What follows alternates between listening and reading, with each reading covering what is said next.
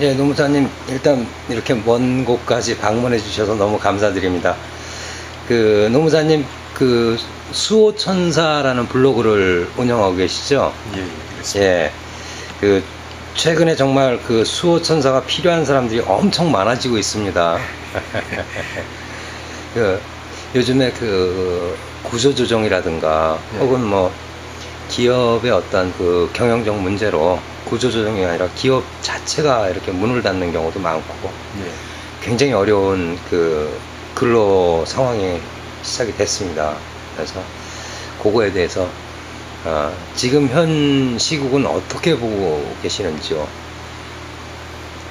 일단은 사용자들은 어떠한 상황이고 노무자들은 어떠한 상황인지, 그리고 그들이 어떻게 생각을 해야 될지 이제 그 이야기를 좀 풀어볼까 합니다. 그래서 일단 사용자들은 요즘에 어떠한 상황에 처해서 이렇게 많은 구조조정과 대량 해고가 발생하고 있는지. 경제 상황을 보면은 먼저 한국을 보기 전에 국제적으로 볼 때 미국이나 일본의 신용 등급 하락, 그에 따른 금융 경색이라든가 주가 하락 등 경기 불황 요인이 지금 계속 가중되고 있습니다. 그래서 지금까지도 경기가 별로 좋지 않았는데 현재나 앞으로의 전망 역시 별로 좋지 않거든요.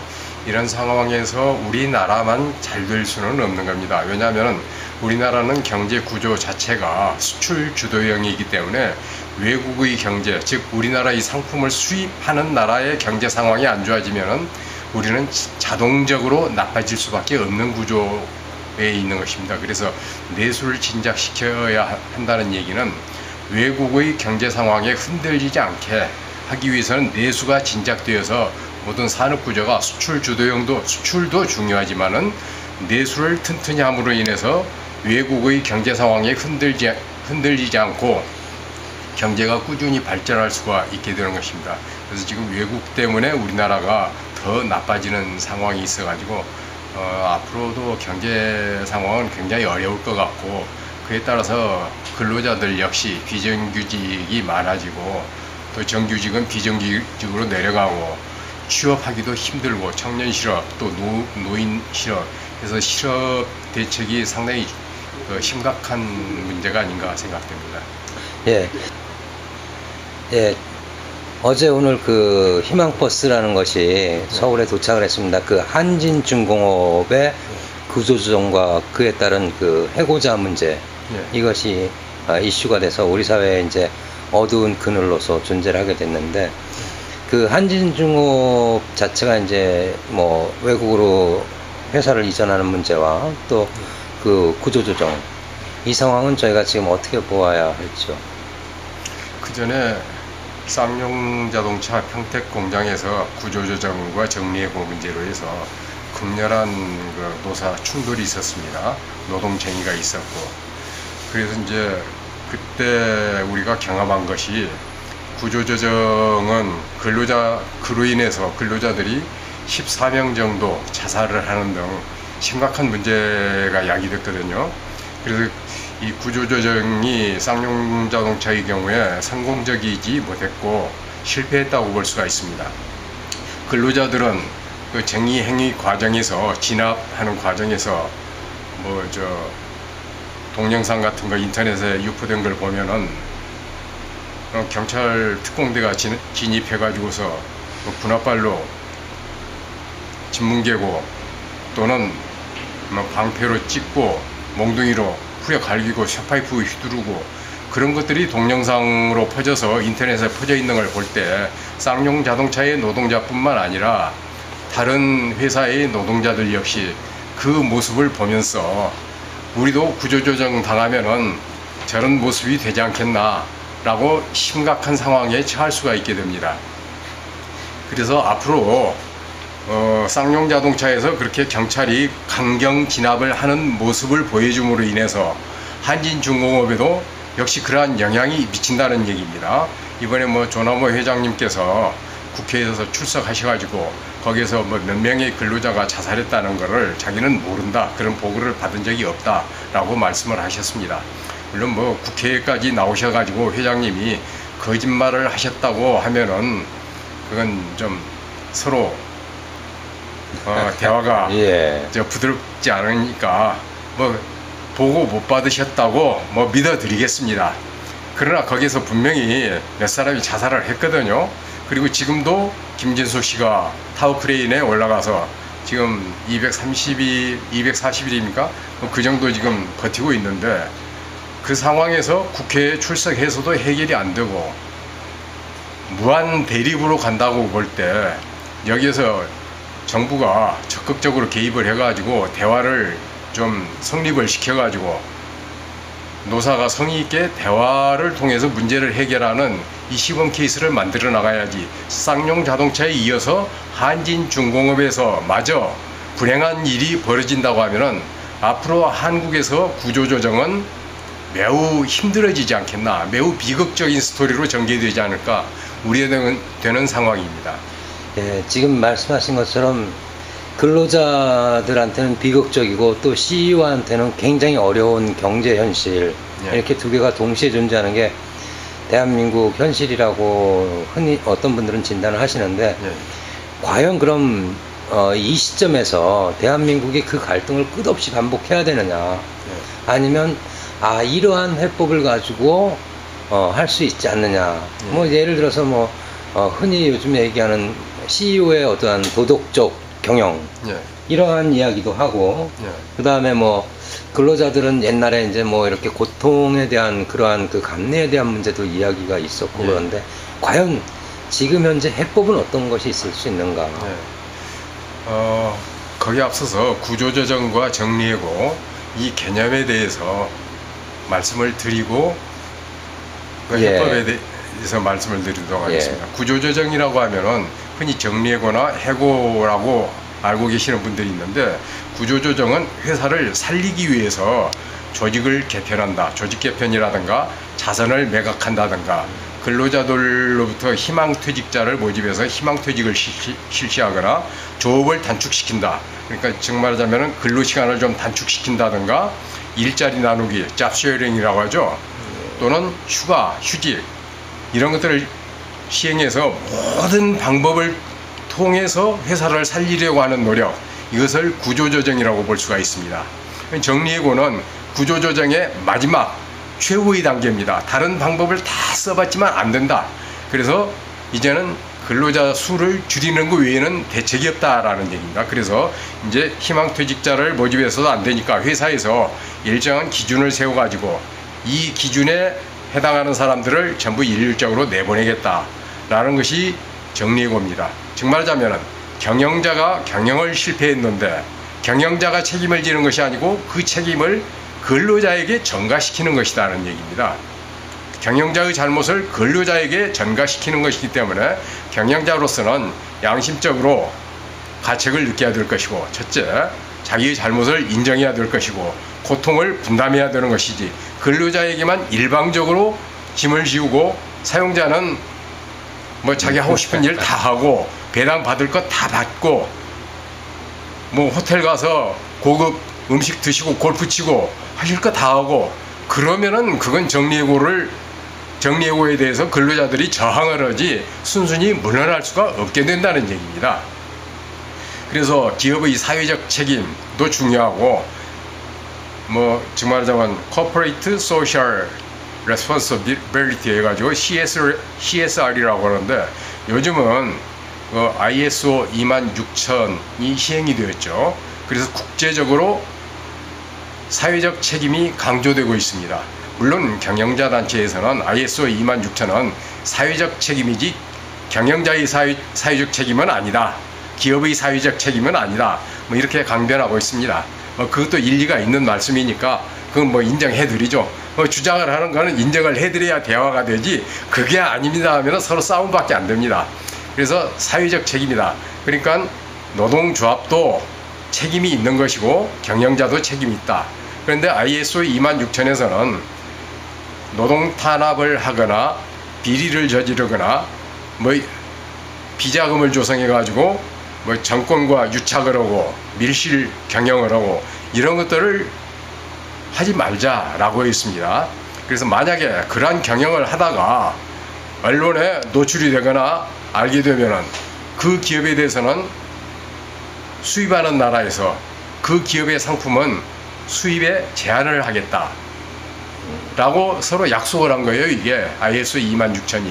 예. 물론 이제 그거는 인준하는 기업만 해당이 되지만은 예. 우리나라 기업이 그걸 안 받아들인다 하더라도 선진국의 언론에서 그걸 취재를 해가지고 터뜨리면은 그 나라에서는 수입을 안 합니다. 소비자들이 그 제품을 안 사요.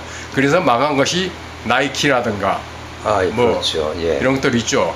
어린이들을 노동 착취를 해가지고서 나쁜 방법으로 돈을 번다 해가지고 그 여론이 나빠져서 기업이 흔들리는 이런 사례들이 있습니다.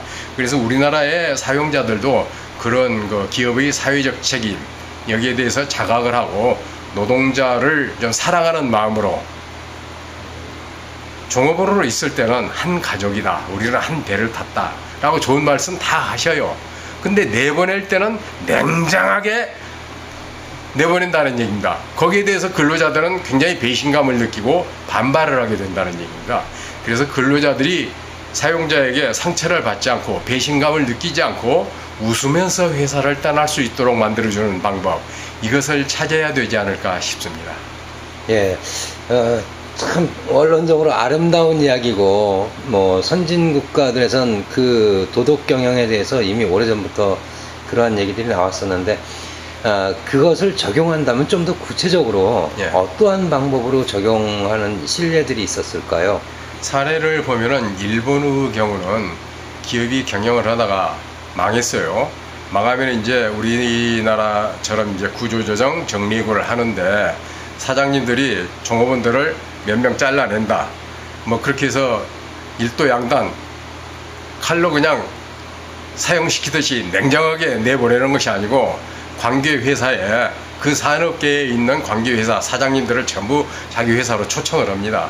우리나라도 이제 각 산업별 협회라든가 경영자 모임이 있어가지고 그런 조직이 잘 돼 있습니다. 그렇죠. 뭐 예. 그 경총인가 뭐 예. 그런 정경련 이런 거. 예. 예. 경총 정경련도 있고 그 산업 계통에 자동차 회사, 뭐 방송국 이렇게 그 같은 산업 계통의 회사가 있어요. 그 관계 회사에 같은 산업 계통에 있는 다른 회사의 사장님들을 초청을 합니다. 그래서 초청을 해서 사장님들을 같은 날 1시간 한 자리에 모이도록 해요. 자기 회사에 이제 뭐 강당이라든가 이런 곳에 모이도록 합니다. 그럼 사장님들이 오시면은 초청한 기업에, 정말자면 망해버린 기업의 사장님이 관계회사 사장님들을 향해서 90도로 허리를 탁 정중하게 숙여서 절을 합니다. 그리고 사장님들 바쁘신 시간을 내주셔서 저희 회사까지 와주셔서 정말 감사합니다. 그런데 저희 회사가 아시다시피 망했습니다. 그거는 여기에 사장님들만 모신 게 아니고 자기 회사 종업원들도 전부 서 있어요. 사장님 뒤에. 제 옆에 있는 이 뒤에 서 있는 종업원들이 일을 열심히 해서 우리 회사를 오늘날까지 아주 훌륭하게 키웠습니다. 이분들은 회사를 발전하는데 많은 공을 세우신 분들이고 아주 우수한 기술자들입니다. 그건 제가 보증을 합니다. 근데 제가 잘못해가지고 이분들이 회사가 문을 닫으니까 전부 실업자가 되게 됐습니다. 그러니까 사장님들 좀 이분들 실력, 기술은 제가 보증을 할 테니까 좀 살려주십시오. 그러면서 눈물을 그냥 닭똥처럼 줄줄줄줄 눈물을 흘려요. 사장님들 앞에서. 쇼를 할 수가 없는 거예요. 뭐 요번에 뭐 어떤 시장님이 뭐 애들 밥 안 주겠다고 손수건으로 눈물을 닦는 거 봤는데 제가 화면을 컴퓨터에 넣어서 크게 돌리면서 몇 번을 돌리면서 봤는데 눈물을 없고 손수건만 왔다 갔다 하는 게 보이더라고요. 눈물은 제가 못 봤어요. 제가 눈이 나빠서 못 봤는지. 그런데 너무 대단하십니다. 일본 사장님들은 진짜 눈물이 줄줄줄 흘러내려요. 그러면서 호소를 하니까 그 관계회사 사장님들 평소에는 전부 술도 마시고 골프도 치고 하는 친구들 아니겠습니까? 같은 경영자로서 그분이 막 눈물을 흘리면서 살려달라고, 저를 살려달라는 게 아니고 종업원들 좀 살려주십시오. 그러니까 그 왼쪽에 20명 나오십시오. 오른쪽에 15명 나오십시오. 다 데려갑니다. 그러면 100명의 종업원이 있었다 하면은 한 90명 정도가 그렇게 그 즉석에서 취직이 됩니다. 남는 건 한 10%밖에 안 돼요. 그런가 하면은 유럽의 경우에 우리나라 그 박지성 선수나 이영표 선수가 그 히딩크 감독을 따라서 맨 처음에 갔던 게 네덜란드의 아인트호벤이죠. 그 PSV 아인트호벤인데 그 지역에 아주 유명한 국제 기업이 있습니다. 필립스라고 그 면도기 회사로서 아주 유명해서 남자분들은 대개는 다 알아요. 필립 그 면도기 한번 써보신 분들이 전 세계적으로 많고, 그래서 그 면도기 가지고 돈을 벌어가지고 국제기업이 돼서 전 세계에 몇만 개의 기업이 있었어요. 그 몇만 개의 기업이 다 잘 될 수는 없죠. 몇 개는 망하고 구조조정을 합니다. 거기서는 어떤 방법으로 하느냐면은 아웃플레이스먼트라고 하는데, 우리말로는 퇴직자 지원 제도라고 해서, 퇴직자 지원 제도가 낯설은 제도가 아니고 경영학 인사관리 교과서에 다 있는 이야기입니다. 제가 쓴 책에도 있습니다, 그 얘기가. 그리고 제가 만든 그 블로그, 수호천사 블로그에도 그 이야기가 있습니다. 정말 하자면 근로자들이 나갈 때 무조건 쫓아내지가 않고 실태조사를 해서 근로자가 퇴직을 해도 뭐 부인이, 배우자가 돈을 번다든가 아니면 자녀들이 교육이 끝나서 이제 직장을 다닌다든가, 그래서 퇴직을 해도 별로 충격을 받지 않을 사람들을 가려냅니다. 그리고 일을 아주 못하는 사람들도 물론 끼어 있겠죠. 그래서 그 사람들을 면접을 통해서 일단 준비를 시킵니다. 심리적으로 준비를 시켜요. 그래서 회사에서 이제 불러가지고 면담을 하면은 그분들이 심리적으로 준비를 하겠죠. 그 과정에서 충격 완화 단계죠. 그 다음에 이제 평가를 합니다. 개인별로 종업원들이 이 사람이 어떤 기술을 가지고 있는가. 핸드폰이 요즘 굉장히 눈부신 속도로 빨리 발전하고 있고 컴퓨터도 빠릅니다. 요즘 뭐 펜티엄, 예, 뭐 굉장히 저도 이름을 잘 모를 정도로 뭐 빨리 변합니다. 예, 예. 빨리 발전하기 때문에 잘 모르겠는데 옛날에 뭐 386, 486, 586 이제 586 그다음부터는 저도 잘 모릅니다. 펜티엄 뭐 1, 2, 3, 4 뭐 이렇게 올라가지 예, 않습니까? 예. 그럼 옛날에 486 컴퓨터 만들고 있던 사람이 컴퓨터 회사에서 지금 필요가 없다는 얘기예요, 그 사람은.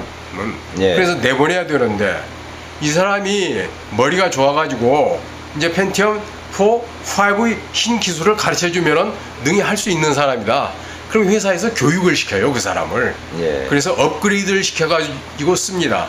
근데 그 사람 도저히 보니까 신기술에 적응을 못해서 쓸모가 없다. 그러면 그 사람의 적성 검사를 해요. 평가를 해가지고. 그래서 그 사람에게 새로운 다른 기술을 가르쳐서 회사에 나가서 다른 직업을 가질 수 있게끔 그렇게 평가를 해가지고 교육 훈련을 시킵니다. 그러니까 첫 번째는 충격 완화, 면담을 통해서 충격을 완화시키고, 두 번째로는 개인별 평가를 하고, 세 번째로는 교육 훈련을 시켜서 새로운 일을 할 수 있도록, 그래서 취업을 지원해 준다는 얘기입니다. 그러니까 우리나라에도 이제 고용노동부에서 뭐 취업 정보 같은 거 알선해 주고 하는데, 이렇게 국가의 지원 제도도 활용을 하지만 기업에서 적극적으로 취업을 알선하고 교육을 시켜주고 지원을 합니다. 그래가지고도 안 된다. 그러면은 어떤 사람들이 이제 그러죠. 나 여태까지 월급 받으면서 살았는데 이제는 나도 좀 월급 좀 주면서 살고 싶습니다. 뭐 그런 얘기 하는 사람들이 있죠.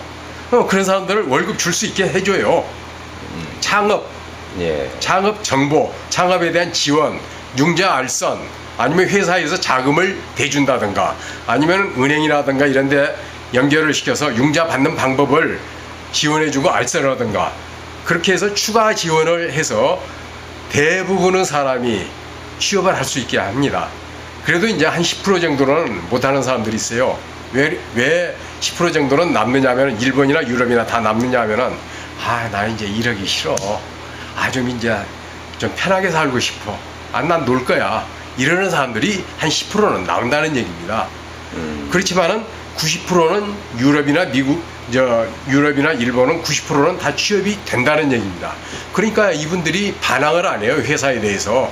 그리고 나간 다음에도 고마워하고, 그리고 나간 사람들에게 회사에서 딱 끝나는 게 아니고 다 이제 퇴직금까지 다 주고 나서도 그들 가정에 사고가 나오면은 보내준다든가, 아니면은 이제 여행 다니겠느냐, 취업 안 하신 분들은 이제 해외 여행 다닐 거 아닙니까? 그럼 여행 정보도 알선하고 뭐 그룹 투어로 한꺼번에 좀 싸게 할인해 가지고 해외여행도 다닐 수 있게끔 해주고, 이렇게 온갖 편의를 제공하고, 또 질병이 걸리면은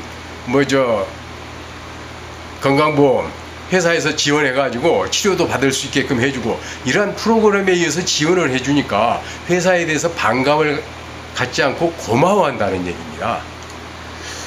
지금 그 말씀해 주신 그 좋은 아름다운 모습들이, 단어는 우리도 똑같이 쓰고 있는 것 같은데, 우리 사회에서도 뭐 퇴직자 지원책에 대한 얘기도 많이, 그런 단어도 나왔었고 구조조정 얘기도 나오고 하는데, 지금 정 노무사님께서 말씀해 주신 것과는 좀 내용이 많이 다르게 저희 머릿속에 들어와 있습니다. 뭐 구조조정 그러면 일단 쇠파이프로 얻어맞고 누군가가 분신 자살해야 되고, 이런 상황이 이제 저희 머릿속에 있고, 퇴직자 지원제도 그러면 이제 노동부에 가서 실업수당 3개월치 받는 게 이제 지원제도로 저희 머릿속에 들어있는데, 지금 전혀 다른 말씀을 해주셨습니다.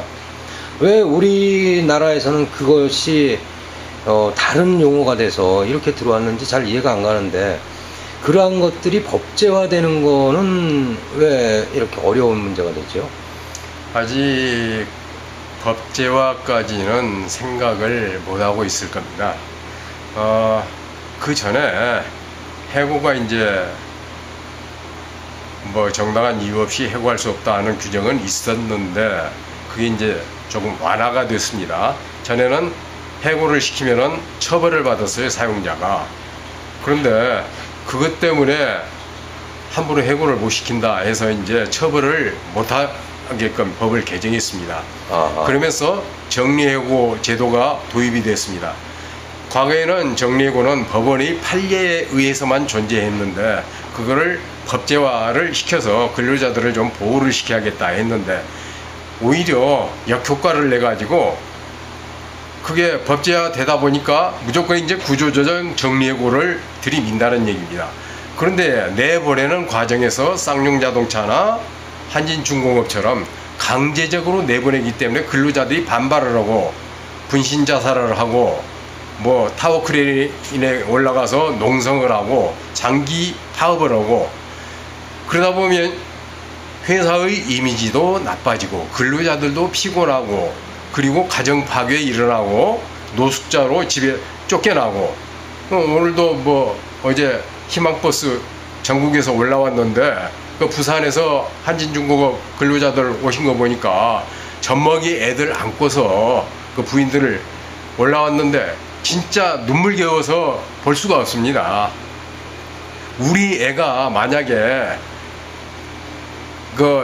제가 직장을 잃어가지고 제 아내가 애를 안고서 그러고 돌아다닌다 라고 생각을 해본다든지, 아니면은 내 며느리가 그러고 다닌다 라고 생각을 하면은 그거 진짜 눈물겨운 광경이에요. 어떻게 그건 나무 자식이라고만 볼 수가 없는 거 아니겠습니까?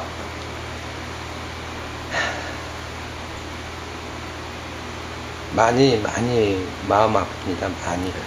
그 발레오 공조 이런 데 같은 경우에는 사실은 해결되지 못할 문제를 가지고 벌써 2년째, 또 재능교육 같은 경우에는 이제 본인들이 날짜조차도 밝히기 창피할 정도로, 어저께 5개 단체가 지금까지 그 해고자 문제를 가지고 열심히 사회에 알리고 문제 해결을 위해서 노력한 게 무려 5,000일이랍니다. 5,000일.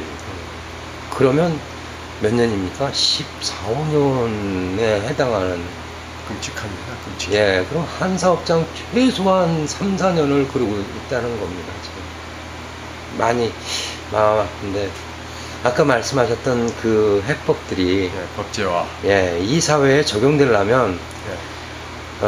어떠한 노력들을 기울이면 그것들이 좀 더 빨리 사회에 정착이 되고, 이건 뭐 이런 대립은 사실은 누구한테도 좋지 않고 특히 국가에 있어서는 국가의 경쟁력이 계속 떨어질 수밖에 없는 건데, 어떻게 이걸 우리 국가의 건전한 발전을 위해서 법제화 혹은 적어도 사회적 합의를 이루어낼 수 있을까? 먼저 경영학의 인사관리 교과서에는 최근에 나오는 책들은 다 있습니다. 최종태 서울대학교가 최종태 교수님을 비롯해서 최근에 나오는 책에는 그런 내용들이 다 있습니다. 그러니까 기업의 오너들, 사장님들을 초청을 해서 노동부에서 부르면은 대기업 사장님들이 잘 안 오실 거예요. 그러면은 뭐 기획재정부라든가 사장님, 오너들이 움직일 수 있는 그 힘 있는 경제부처에서 경제부처 말고 또 하나 있지 않습니까? 청와대에 뭐 옛날에 칼국수면 뭐 이런 얘기들 있지 않았습니까? 네. 그것도 방법이겠죠. 네, 청와대도 좋고 모이게 해가지고 그 경영학 교수님들, 책에 그런 내용을 써놓은 교수님들 있거든요. 그분들 초청해서 아웃플레이스먼트, 퇴직자 지원 제도에 대해서 사장님들부터 먼저 교육을 시켜야 됩니다. 그래서 사장님이 마인드가 바뀌어야 일이 되는 것이지, 정부에서 강제로 해라 해가지고서는 역효과죠. 그래서 우선 오너하고 최고 경영자 사장님들부터 사고를 바꾸고, 그 다음에는 이제 노동부에서 노조 위원장들을 모아가지고서 또 아웃플레이스먼트에 대한 교육을 시켜요. 그러면 사장님과 노조 위원장들이 전부 그거에 대해서 알게 되죠. 그럼 앞으로는 단체 교섭을 할 때 구조조정을 해야겠다. 그러면은 거기에서 돈 몇 개월치 주겠습니까? 뭐 1,000만 원 줄래요? 2,000만 원 줄래요? 이것만 가지고 협상하다가 뭐 머리띠 누르고 파업하고 하는 게 아니고, 유럽처럼 그러면은 퇴직자들에게 회사에서 어떻게 취업을 알선해 주겠습니까? 그래서 그 사람들이 나가서 회사하고 소송하고 머리띠 누르고 뭐 휘두르고 아니면 뭐 타워 크레인 올라가서 농성하고, 이게 아니고 빨리빨리 취직해서 생활 안정 취하면은 그런 거 안 하죠. 그러니까 사용자와 경영자가 사용자와 경영자가 아니고 경영자와 노조가 서로 퇴직자 지원에 대해서 대화를 해가지고 순순히 근로자들이 나갈 수 있게끔 수용할 수 있도록. 예. 그렇게 하면은 분쟁이 없어질 거라고 생각됩니다. 그래서 일단은 교육을 시키고, 그럼에도 불구하고 아웃플레이스먼트가 지지부진하다 그러면은 정리해고처럼 아예 법제화 시켜가지고 근로기준법에 퇴직시킬 때는, 구조조정할 때는 아웃플레이스먼트 이러이러한 절차를 거쳐서 건성으로 뭐 정부에서 하라니까 마지못해서 근로자에게 실질적으로 도움도 안 되는 거 눈 가리고 아웅하는 식으로, 이게 아니고 실질적으로 근로자가 취업을 할 수 있게끔 진정으로 도와주는 것, 이것을 하면은 우리나라도 선진국 되는 거 어렵지 않습니다. 좀 이제 그 황당한 질문 마지막으로 하나만 좀 더 여쭙고 싶은데, 여러 정당이 있습니다, 우리나라에.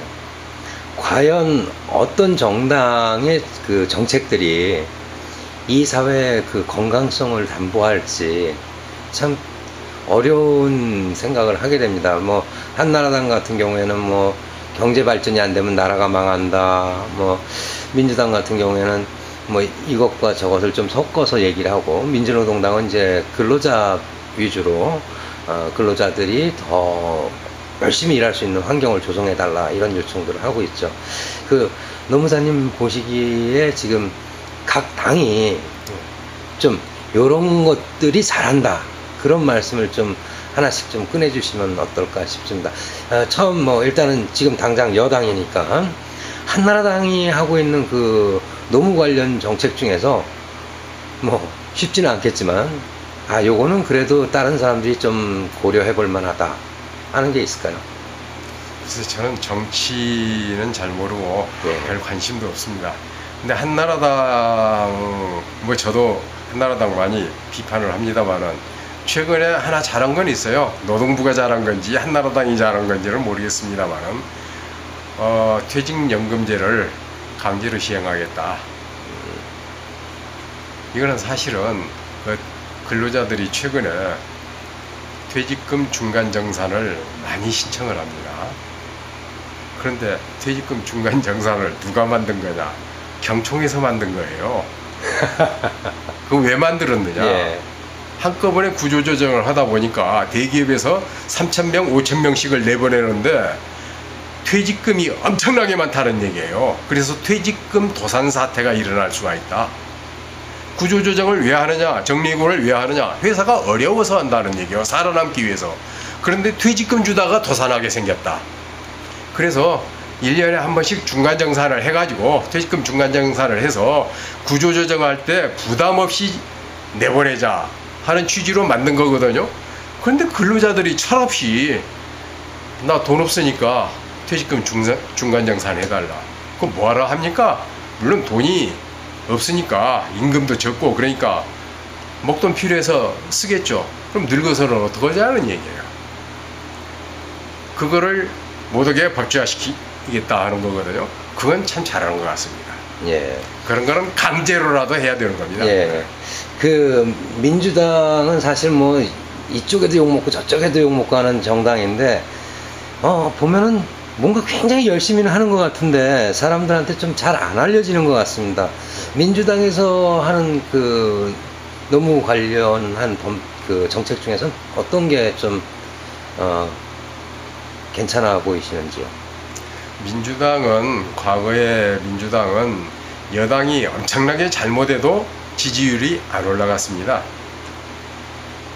국민들은 저게 야당이냐 여당의 제2중대냐라고 의심하는 회색 분자 정도로밖에는 안 보고 있었죠. 근데 이제 최근에 와서 조금은 나아지지 않나 싶습니다. 그게 이제 그 여론조사를 해보면은 민주당의 지지율이 과거에 비해서 조금씩 나아지고 있지 않나 하는 거죠. 그래서 뭐 손학규 대표도 그러고 정동영 씨도 그러고 뭐 부산에 한진중공업을 몇 번씩 왔다 갔다 하면서 해결을 하기 위해서 열심히 노력하는 모습을 보여요. 그게 진정성인지 쇼맨십인지 정치적인 제스처인지 아직은 조금 좀 더 지켜봐야 알겠습니다만 과거에는 그런 제스처 자체를 안 했다는 얘기예요. 근데 지금은 제스처라도 한다. 그러니까 전에 비해서 많이 좋아지고 있다 라고 봐줘야겠습니다. 예. 뭐 원체 그 사안사안으로 분리하기는 어렵지만은 마지막으로 이제 민주노동당이라는 정당, 뭐 사실은 민주노동당이라고 표현했지만 거기에는 여러 그 진보 정당들이 다 포함되어 있죠. 민주노동당이 잘하고 있는 그런 정책은 어떤 게 있을까요? 노동 문제에 있어서는 민주노동당이 뭐 과거에 그 민주신당으로 나가신 분들을 다 포함해서 상당히 잘하고 있죠. 뭐 이정희 대표도 평택공장에 가서 뭐 몽둥이 맞고 박장차에 강제로 태워서 연행당하고 뭐 그런 정도로 하면은 저희들이 박수 쳐줘야죠. 그거는 그 정도 하시면은. 예. 이제 좀 제도화되는 그러한 것들, 그리고 좀 더 근로자들이, 노동자들이, 또 그 경영자들이 좀 더 안전하게 서로를 쳐다보고 살필 수 있는 그런 법제화라든가 제도화에 계속 많은 관심과 지도 부탁드리겠습니다. 노무사님 이렇게 먼 곳까지 찾아와 주셔갖고 긴 시간 말씀 너무 감사드립니다. 감사합니다. 감사합니다.